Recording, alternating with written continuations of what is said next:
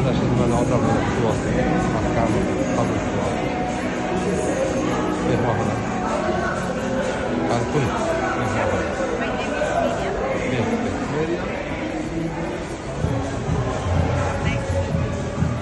bu yerdagilar hamma taksilar asosan bu shahar o'zi qachon tashkil bo'lgan? Uzag'i bilan 45 yil burun bu yerda oddiy bir qishloq bo'lgan ekan. Shu zalif qilishib Atlantik okeanida hali borib ko'ramiz. Zalif qilishib bu yerda o'tib obodonlashtirish boshlangan. Uzoq bo'lmagan ekan. Hali nimaga borganimizda o'sha biz boradigan joylar bu yerda 20 kilometr atrofidagi kelib bizlar mehmonxona odamni kelib mana shu odam kelib kutib olib ketyapti. Borib ko'ramiz.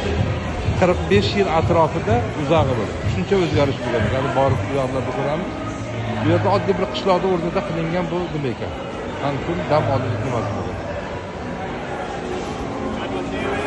Hozirgi kunda faqat shu atrofda Yevropadan odam ham kelyapti bu yerga.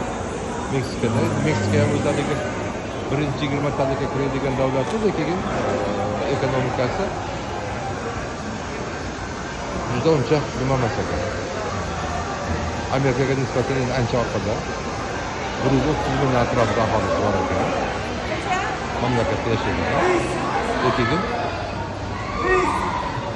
juda ham ko'p odamni shu Amerikaga borib yashashni istaydigan holida. Asosiy til ispan tili ekan bu yerda. Ko'proq ispan tilida gaplashar ekan. Aholisi shunaqa ekan. Mana endi hozir nimada keldi bilmayman, qaysi mashinada ekan. Avtobusda mana familiyamiz ko'tarib turibdi.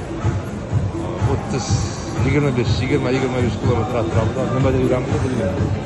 Hali nimaga yetib bormadik. Xudo xolasa endi borgandan keyin. Xalq o'sha quyoshli bo'lganligi uchun o'zimizni nimaga o'xshagan qoracha odamlar ekan, bug'doy rang deymiz. Bug'doy rangdan ham qoraroq xalqlar.